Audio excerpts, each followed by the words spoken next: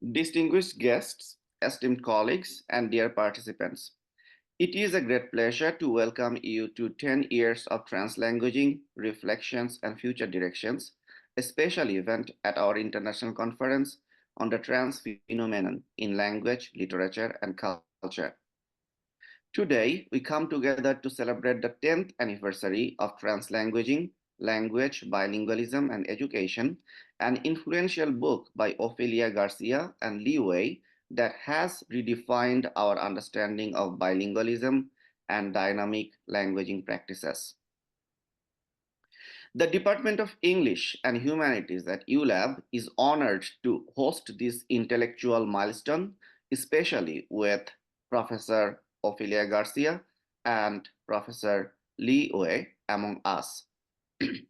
Their presence provides a unique opportunity to engage with these two leading scholars in the field as we chart new directions for translanguaging research and practice. To begin, I will briefly introduce these two authors.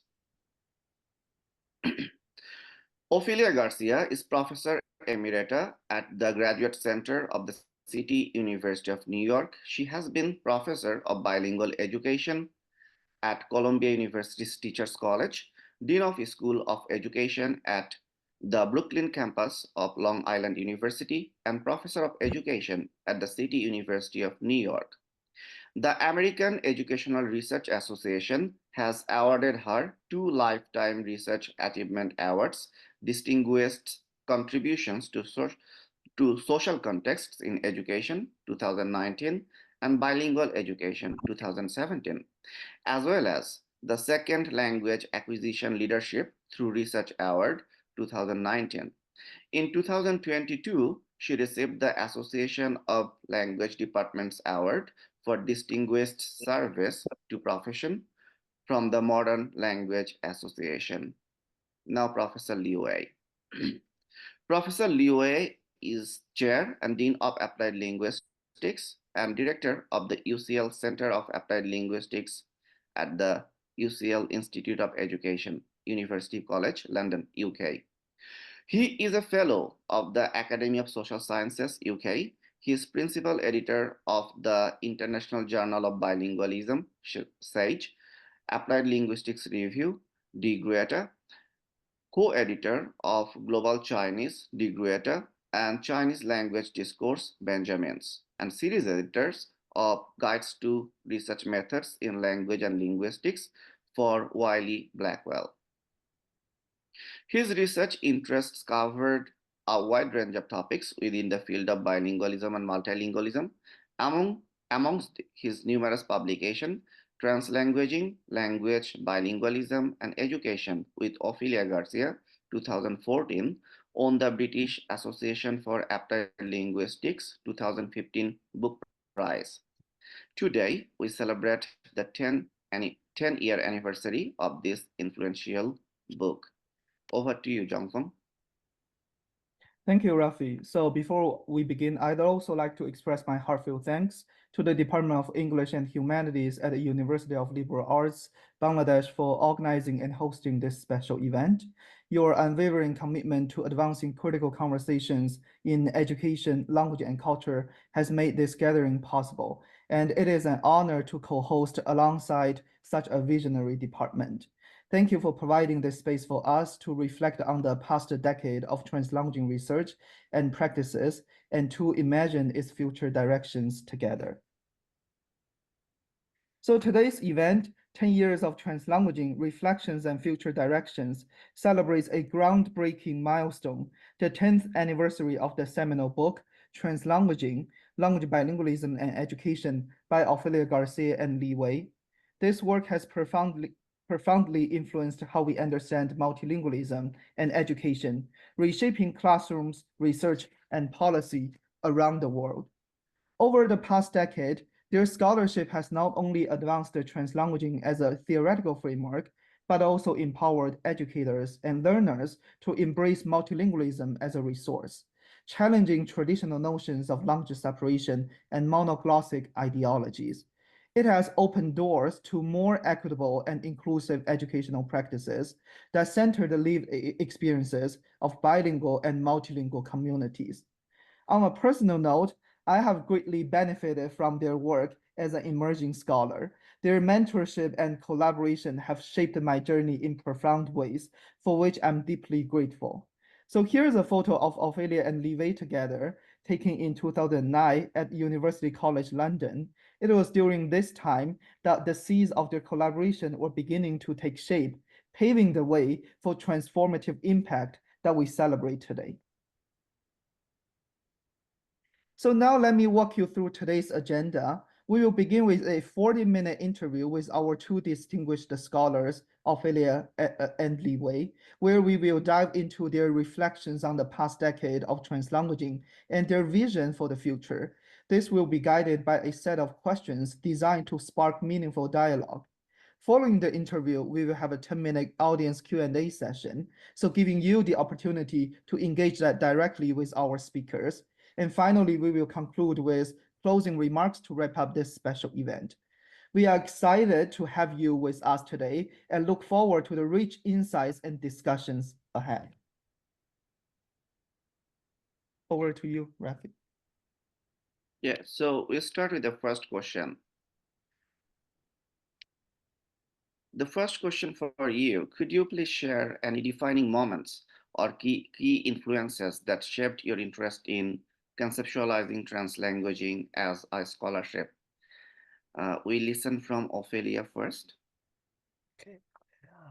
I hope you can hear me because I can't see any of you, so I won't be able to take any visual cues from Li Wei as to when I come in. Do you hear me? Yes, we do. Okay, great. Um, so, defining moments, it's interesting because I think translanguaging sort of came to me little by little. But I can share two, I think. One from the work and from life, and one from readings and literature.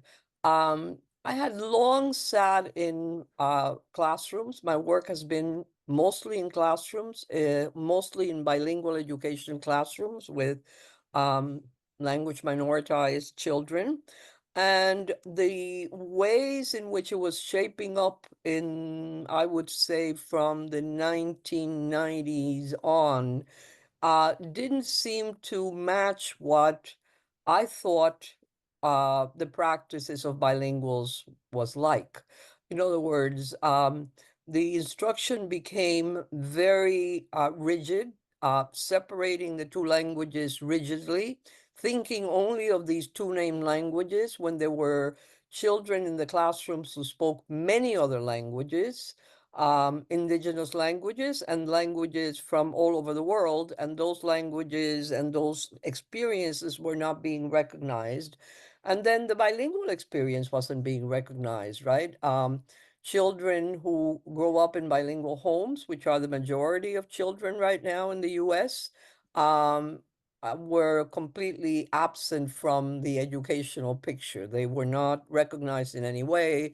Their bilingual practices were not in any way recognized. And I think it was one day when I was sitting with a child, and he said to me something like, I can't remember the exact quote because I don't remember anything anymore at my age, but he said something like, well, even though Spanish runs through my veins, no, Spanish runs through my body, English rules my veins, or my heart, I think, or Spanish run through my heart and English rules my veins. I think that's what he said.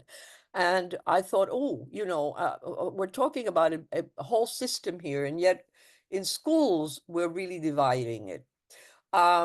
Then, so that's the real life experience. The sort of scholarly experience, a scholarly moment, was the reading of Simfrey Marconi's and Alastair Pennycook's Disinventing Languages. I was already, and I had already written the first part of bilingual education in the 21st century when I read that book because I was invited to write the foreword. And I thought, oh, this is what's going on. And I really hadn't acknowledged it in any kind of way because my training had been with Joshua Fishman, who was a wonderful mentor, and always gave me room to think differently, and I always will thank him for that. But yet, my training and my education led me elsewhere, and then everything was disrupted. Everything that I thought that I had been taught did not make sense. Nothing made sense. The idea of a first language, of a second language, of native speakers, of languages themselves, of named languages didn't make sense. And so I started thinking, well, I've spent my whole life doing something that doesn't make sense. And how do I fix that? So those are the two moments that I wanted to share. Thank you very much. Professor Liu. First of all, can I thank you, Rafi and Zhongfeng, for organizing this wonderful event and for the support from the university and the department in particular. I think this is so wonderful, and I'm really grateful for the opportunity to reflect on the journey Ofelia and I jointly taken in producing the book, but also subsequently learning from the reactions to the book from the really global, truly global community of scholars. For me, again, similar to Ophelia, the concept really came to me, as it were. I was originally trained in the variationist sociolinguistics paradigm. I was more interested in the more quantitative analysis of intergenerational language shift in immigrant communities in Britain. And then because of my organizational location in the speech language therapy department, I was really interested in the language development and speech language disorders of bilingual children. And I did notice one phenomena, even though, you know, at the time it was all called code switching or whatever. The idea that bilingual children especially, always separate their languages was really problematic. And somehow the ability to distinguish and differentiate and discriminate the languages in their linguistic repertoire was used as a benchmark, as a measure of their linguistic competence. And that was really, really problematic. Now, they knew which language to speak to whom and when very, very intuitively. And it's part of their socialization that really know how to manipulate and how to choose elements of different languages and beyond the languages is typically assigned to them in everyday life and also in learning. And I was particularly interested in the home to school transition as well, because that's where real challenges occur when the education system do not actually meet the needs, everyday communication needs of the children. So that phase of professional work and research led me to concepts like multi-competence by my very dear friend, the late Vivian Cook. And when I first saw the concept of translanguaging, it really, captured my imagination as it was. Finally, I've got a term that really captures what I want to do, what I'm interested in. So, other terms like code switching, whatever, really, really did not do it for me, because I was interested in this phenomena of how bilinguals, especially young children, integrate elements of their entire linguistic repertoire to create a way of communicating, way of learning, a way of living their multilingual existence. And I'm particularly interested in those children who've never had a so-called monolingual experience or monolingual existence. And I began to also question the whole idea of monolingualism. As Vivian Cook did, it's such a weird concept that has never been properly defined. Is it a capacity issue, or is it some sort of social phenomena? And why we see bilingualism, multilingualism as a social problem rather than monolingualism, because monolingualism has never been properly defined, yet it has always been held as some sort of standard, and the assumptions are made about bilinguals' language practice and competence from the point of view of monolingualism. And translanguaging really did what I wanted to look at, and what it gave me a method of reflecting on the phenomena I'm interested in, and also taking the work forward in a very new kind of way. And it was I'm so grateful for, I actually can't remember exactly how we started the conversation, but we felt, the need to do something together, because I had met Ophelia on a number of occasions, and obviously read lots of things she wrote. And it was, this is somebody I really want to learn from and I want to work with. I think we started rather modestly, wanted to write a kind of position paper for a journal. But I think the first draft was already about 20,000 words, and there was no way it could be a journal article. So we thought, we quite adamantly refused to think about it as a book. So we ended up as a short book,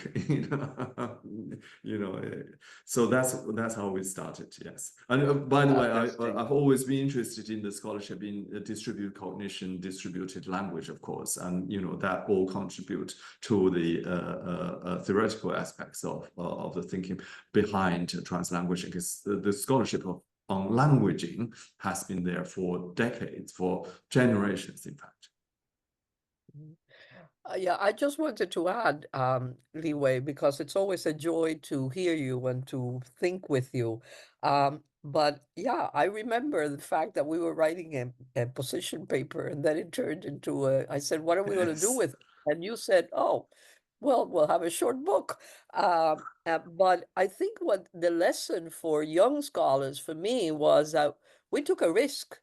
When you and I started talking, we had no definition of where we were going, but we thought that by writing together, we would make inroads. And that book still has a lot of gaps.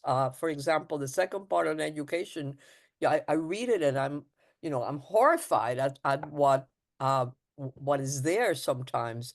And yet, I think that it opened up a space for other conversations, and as you say, to take the work forward. So.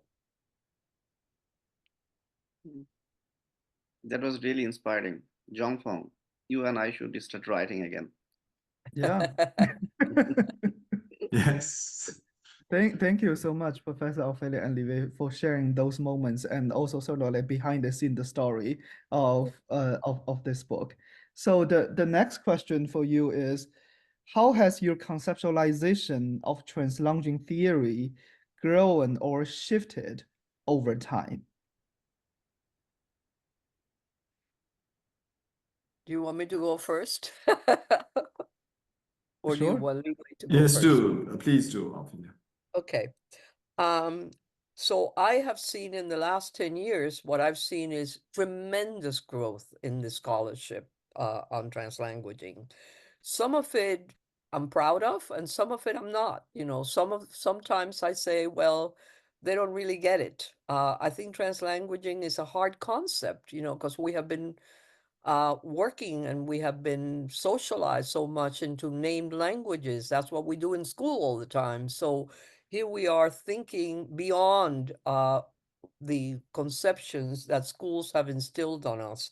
So I read a lot of translanguaging scholarship that doesn't seem to me to be translanguaging because it still holds on to conceptions such as that of code switching. So I don't see translanguaging as just another term. I see translanguaging as a theoretical shift from a named language position, and certainly a position that bilinguals have a first language that then, to which a second language is added separately.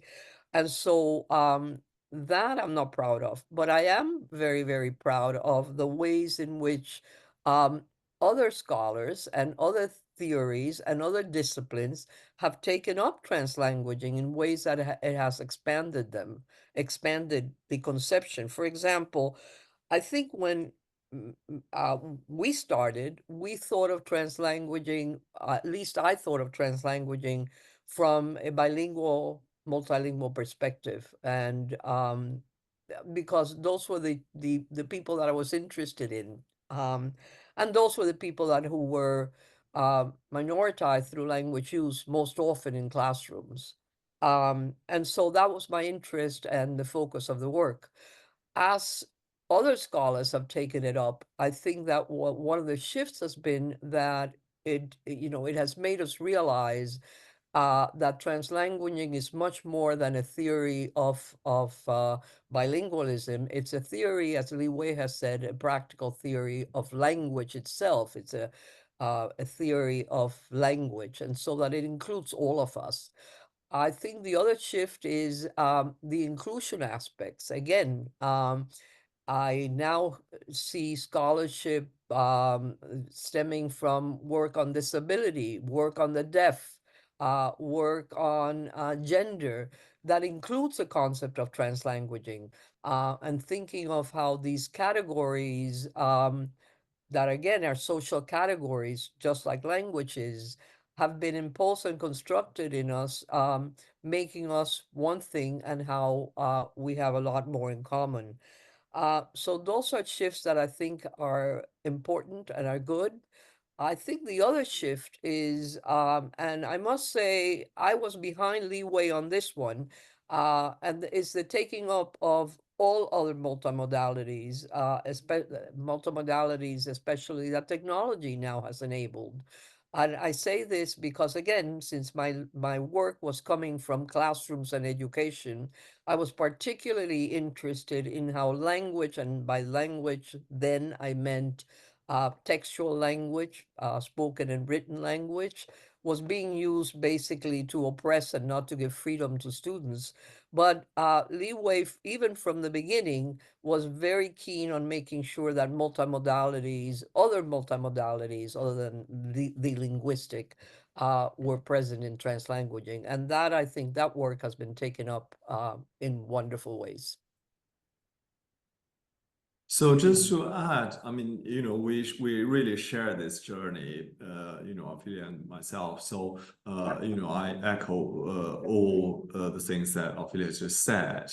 In fact, linking the two questions you've asked so far, I didn't mention in terms of the critical moments, as it were, all the influences. But I often think back at the moment when I saw Michael Halliday and heard him talking about language as social semiotic, and how fundamental that impact had on my thinking.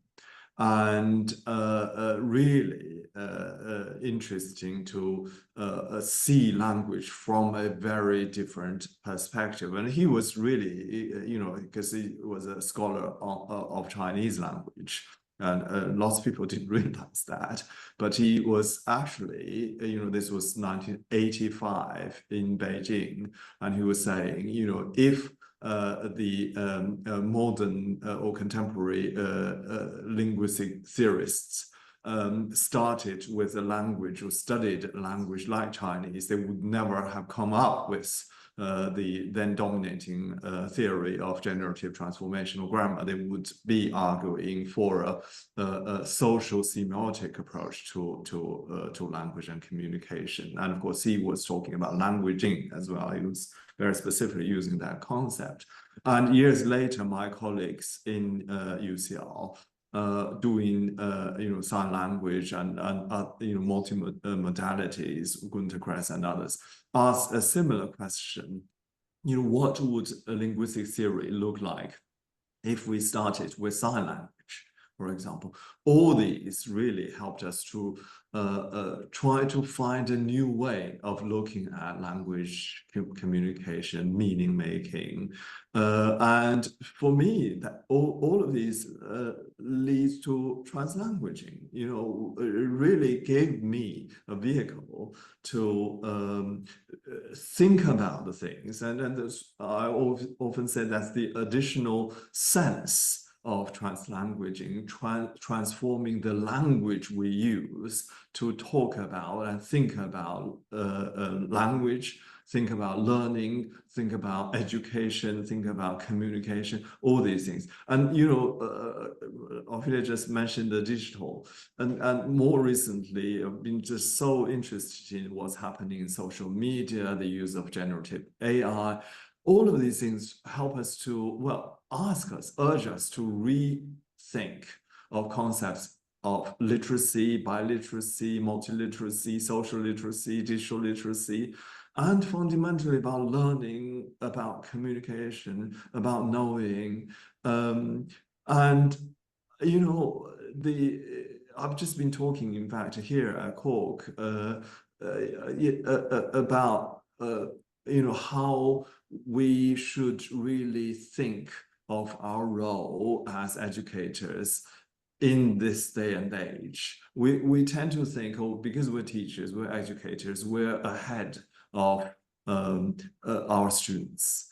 I think we are a generation behind in terms of the use of social media, in terms of digital technology. They have a different way of knowing, different way of learning, different way of meaning making now. And they intuitively go for the technology. They don't think it's separate. And we need new models for human communication, for learning. And the divide between human-machine interaction no longer is valid. It doesn't work in the 21st century anymore. And how we teach, how we educate the next generation of learners, and what our role is or should be in that process, all need to be critically reflected on. And I think translanguaging really enables me to be more imaginative and to be more critical, to reflect on lots of these fundamental issues. I want to add that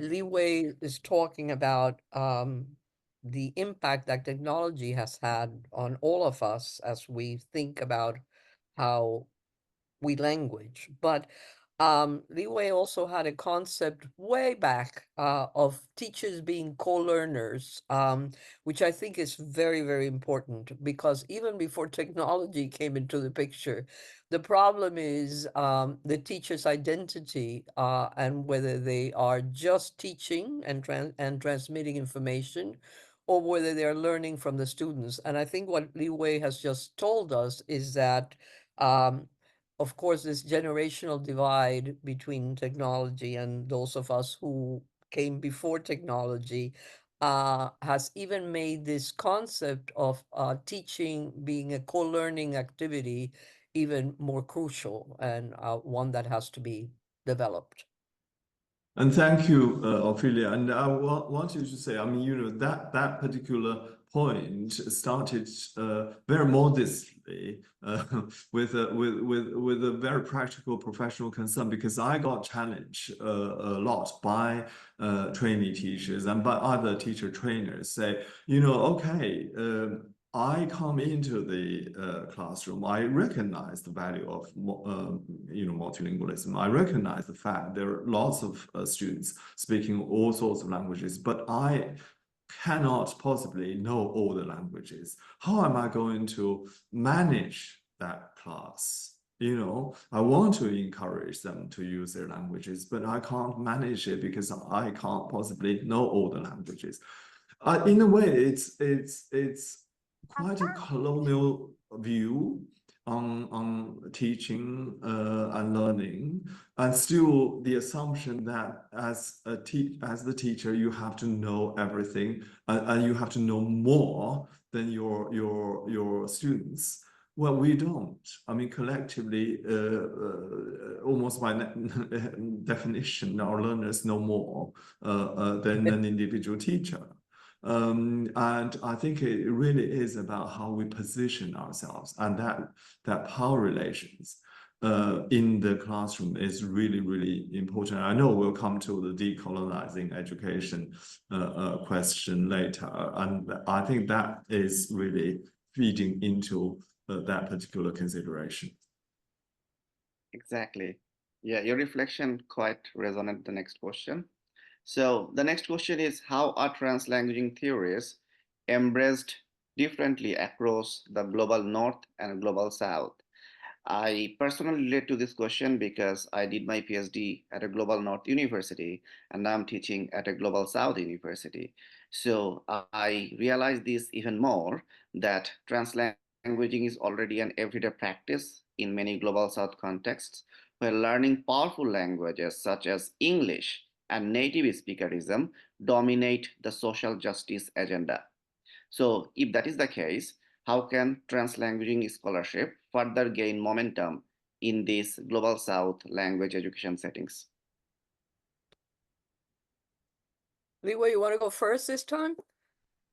Well, I think, I mean, this is such an important question. I mean, there is lots of ideological issues that we have to address. There are structural issues that we have to address. But, you know, I guess I'm more concerned with the everyday and the role of the everyday practices in systems like education. You know, how we should bring everyday lived experiences of the students and everybody, you know, all the bilinguals, multilinguals in the world, into the education system in particular, but into any kind of institutional context. And that will ultimately change or at least impact on the structure. You know, people say, oh, there is a limit to the transformative power of a concept like translanguaging. I absolutely accept that. But to effect structural change, which ultimately is needed, has to start somewhere. And we have to create that culture that you know, when people don't believe the everyday of ordinary people, the everyday life and practices of ordinary people is important. When you always appeal to the authority and give priority to the imposed policies, then you know, there is no way we can fundamentally change society and the politics of it all. So, so I think that's what I want to achieve through promoting practices of translanguaging and, you know, the everyday experiences of individuals. But I think theoretically, I think you know, you're quite right. If you look at the global South communities, translanguaging practices are very common. And, you know, has always been like that.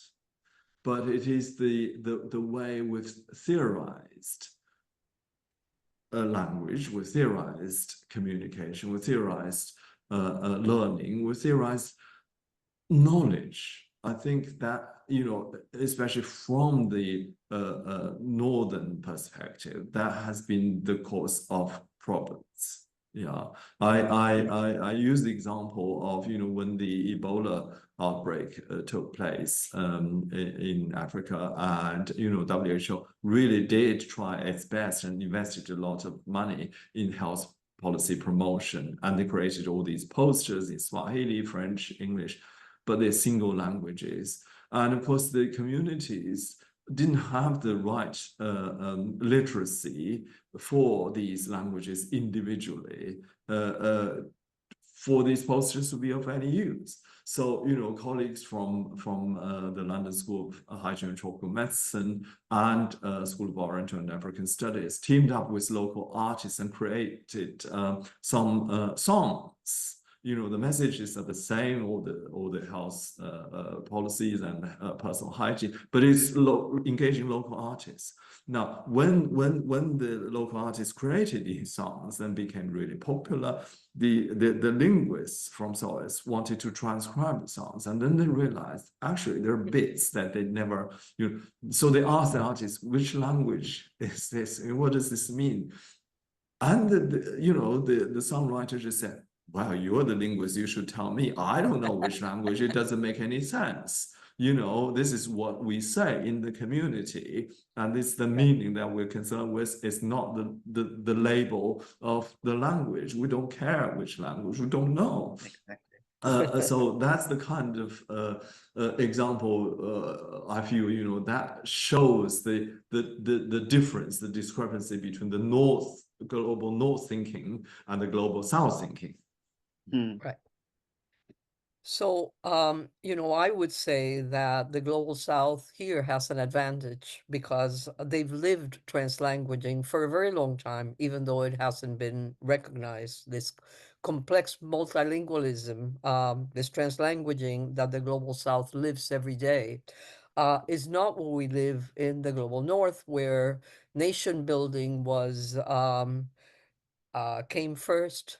We were the colonizers, and therefore, all the activities, again, I was trained by Joshua Fishman. We used to do language planning and policy.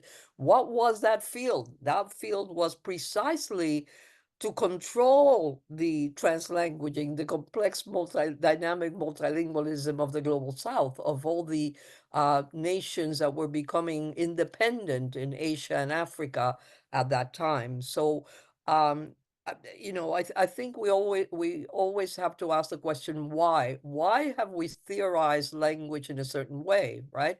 And we have theorized language in a certain way to keep control of other uh, privileges and power by those who are the dominant elites. So I think it's very important to remember that theorizations sometimes are always connected to a why, to a purpose. And I think in this case, and Li Wei said that we're going to discuss the colonization afterwards, but certainly I think the colonial logic of language was something that was imposed and that was benefited the global north. Um, I think I also want to say that I think what is important always is to raise the critical consciousness of speakers and especially of students about how language has been used to control, to dominate. Um, both in education, which is a field that I know best, right? Um, Bilingual education usually in the global north, and mother tongue education in the global south have failed. And they fail because, again, we keep making these efforts with concepts that do not fit the practices of people. It's one thing to want to teach English, for example, if that's what the global south wants for its citizens. However, it's another thing to think that mother tongue education among the in some areas of India where many languages are spoken is going to solve the issue of many languages. And I'm saying that consciously because, of course, again, that has been a construction of ethnicity and language which has worked to keep people separate, right? But mother tongue education does not solve the problem of inclusion. And that is why a translanguaging approach sometimes is it's a more important step to take uh, in the global south and in the global north. So just to just to sort of summarize the fact that I think it's important to think of why these differences exist. I think the global south has a lot to teach us about the creativity and criticality, if I can use Way's terms, of translanguaging, and that we in the global north have a lot to learn from the global south practices and the ways of opening up spaces for those practices.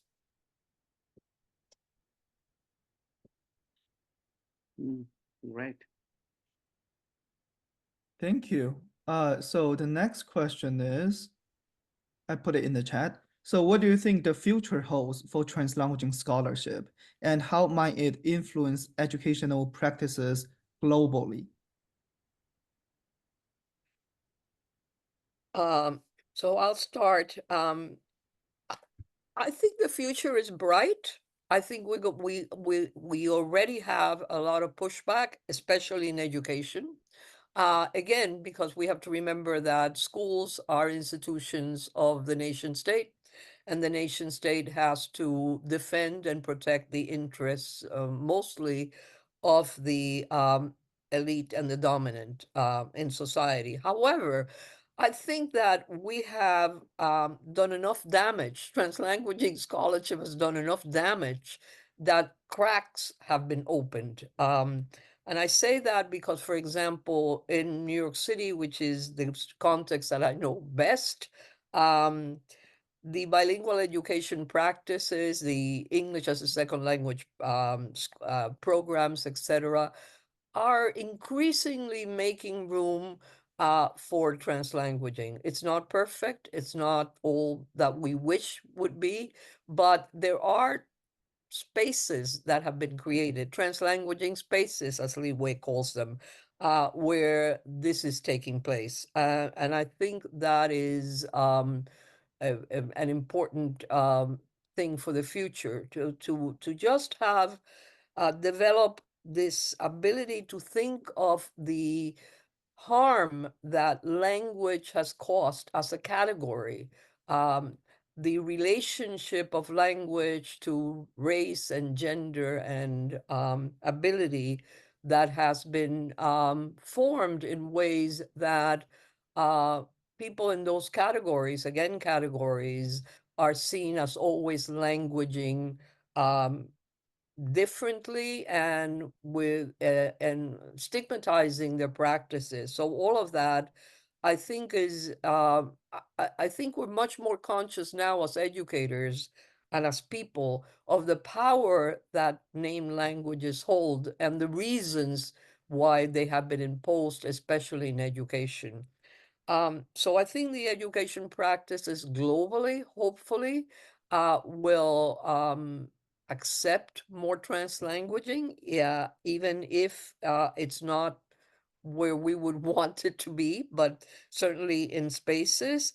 And I also think the other future for us as scholars is the research. I think that um, the um, the work of Wei and Finex, Ndlovulu, and Jerry Won Lee around translanguaging and research have been transformative. And the idea that we can no longer study translanguaging in ways that just go back to the name languages concept, right? The idea of what the basic sociolinguistic question of who's speaking what language, when, why, and for what purposes just does not work. And it is not appropriate, right? We have to think of how people are constructing um, meaning by using their entire repertoire. And what is it that they are accomplishing by weaving, by bringing together, by assembling, by orchestrating all these resources together, resources that, again, are of many very different multimodalities. Um, I think that technology is also going to push us in these ways. And so I'm hopeful that the future for education will look a little different, even though I think we have to be aware of the fact that these resources are also differently distributed in different societies, and we have to continue to work to make sure that there's some justice and some social justice as to how they're being used and distributed. Right. So I'm equally hopeful, and I probably wouldn't use the word optimistic, but I'm hopeful. I'm excited. I'm motivated about the future of translanguaging, both as a kind of uh, theoretical work that we do, but also as an activist kind of work that we must push, especially in the education domain. I say that because I can see the changes in global politics and in politics of specific countries, especially in the United States, but also in Europe as well. More chaotic and right-wing and conservative. But that, I mean, for lots of people, those present real challenges for those of us who want to promote diversity, inclusion, and of course translanguaging. But I actually see that those challenges also as opportunities. I think people need new ideas, need this disruptive thinking that translanguaging is helping us to do. I think that's precisely what is needed in the education system in the United States and in Britain. Certainly, the context that we are working in, but even in the developing countries and the global south, in Asia and other places, where perhaps on surface the politics may not be the same, but the challenges are equally complex. I think we just need this kind of original disruptive thinking that translanguaging symbolizes. Thank you so much, Ophelia and Liwei. So we have one last question. I also put it in the chat. So what advice would you give to emerging scholars in translanguaging research who hope to make a meaningful contribution to the field? Well, I think be courageous, be brave, and use your imagination, and don't be ever be nervous or frightened to use your own lived experience and the lived experience of the people you're working with, especially the students and learners.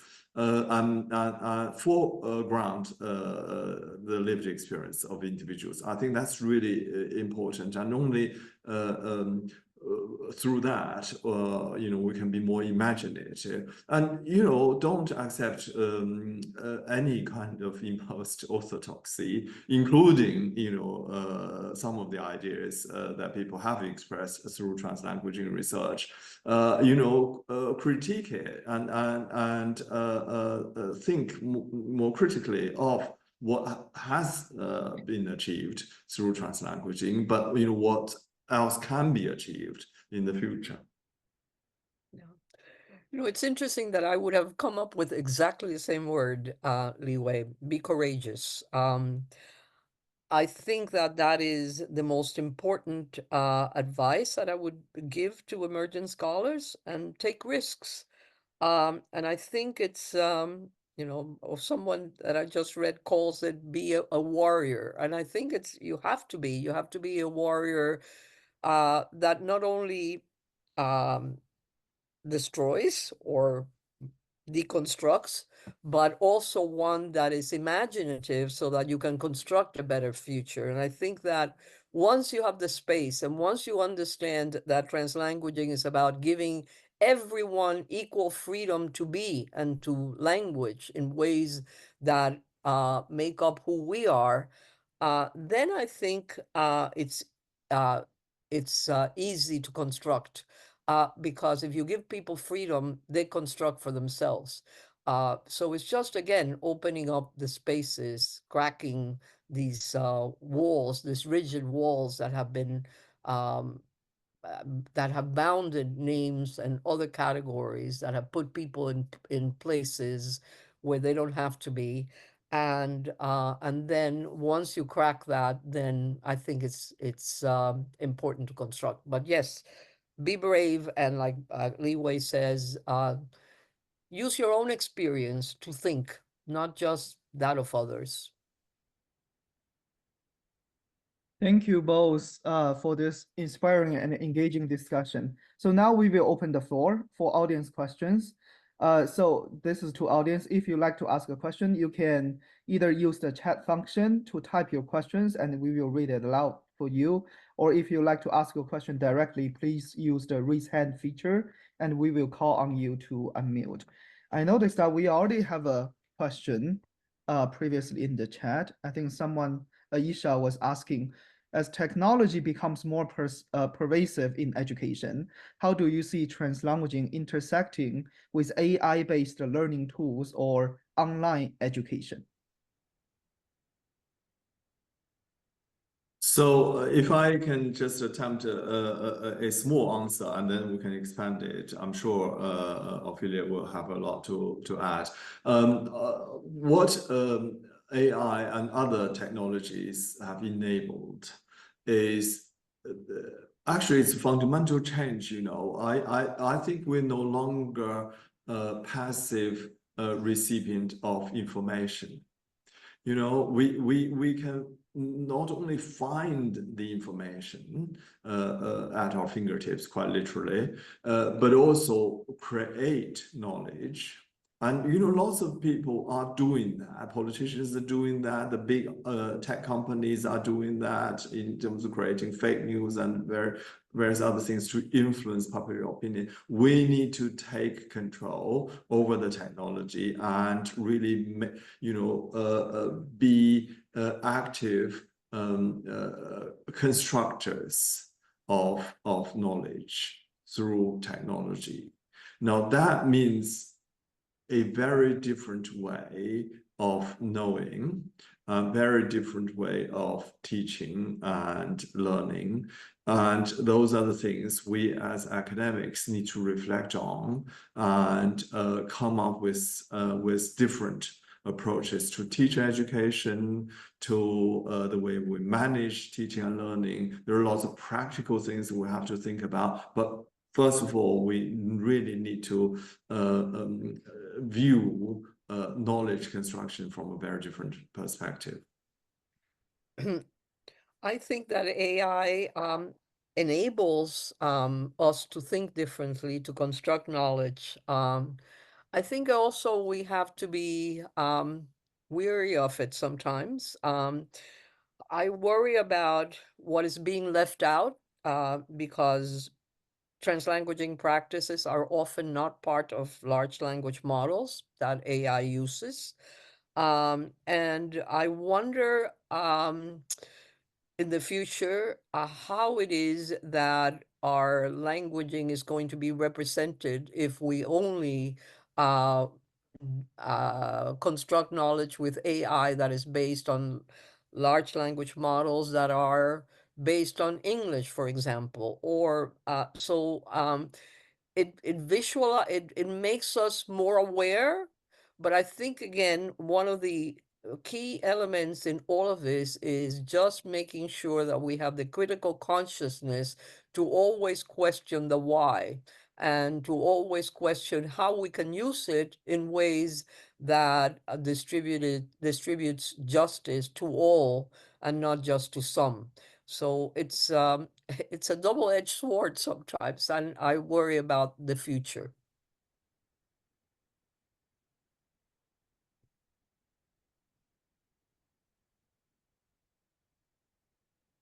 Thank you. I think given the time, Rafi, shall we, oh, there's another question. Mm. Do we still have time for one more question? We don't have much time, but let's take this one. Okay, so is translanguaging relatable to multilingual and critical meaning making, or is critical meaning making a goal of translanguaging? Interesting. I don't know how to answer that question. I'll let Li Wei answer it, but I think that translanguaging involves critical meaning making, and it's also a goal. But let Li Yeah, Wei I take. think I agree. I think it goes both ways. It absolutely Yeah. requires critical meaning making, and I think it is part of critical meaning making. It's integral to critical meaning making. But yes, exactly that translanguaging should have set itself a goal, and that is the critical consciousness that Ofelia just talked about, and that, you know, in practical terms, it's about critical meaning making. Thank you. Okay, so I think now as we get to the end, Rafi, go ahead. You. Since I didn't say so, I wanted to really thank all of you for remembering that this is a decade of a publication. Yes. Both Li Wei and I had forgotten about the 10 years, and Yes. you have been the only ones in the world that have remembered. So thank you for this invitation. Indeed. Thank you. Yeah, so thank you again, Ofelia and Li Wei, for reminding us the transformative power of translanguaging, not just as a theoretical framework, but also as a pedagogy that fosters equity, inclusion, and critical consciousness in multilingual spaces. So looking ahead, let us continue building on this important work by fostering collaboration, engaging with communities, and centering a justice-oriented approach in translanguaging research and practice. Let's carry forward this momentum as we imagine new possibilities for the next decade. And Rafi and I would also like to share something personal. So over the Yeah. years, we Yeah, so yeah, we'd like to close the session with a personal anecdote. Over the years, I have had the privilege of meeting Professor Li Wei in person, while Zhang Feng had the opportunity to meet both Ophelia and Li Wei at various conferences. But I'll never forget that when I was a PhD student, Ophelia graciously invited me for a coffee at the Georgetown Roundtable in 2020, an invitation that unfortunately never materialized. Thank you, COVID-19. That's But right. Ophelia, The pandemic got to us. Yeah. Thank yeah, you. but Yeah, I do hope our paths will cross one day as you remain absolutely. one of my greatest inspirations. It's a joy to now share your work with my students and celebrate both you and Li Wei today. These photos are a testament not only to your remarkable scholarship, but also to your generosity, guidance, and commitment to this work. It's an honor to celebrate your contributions and reflect on how they have shaped and inspired so many of us. With that, I'll close this special event.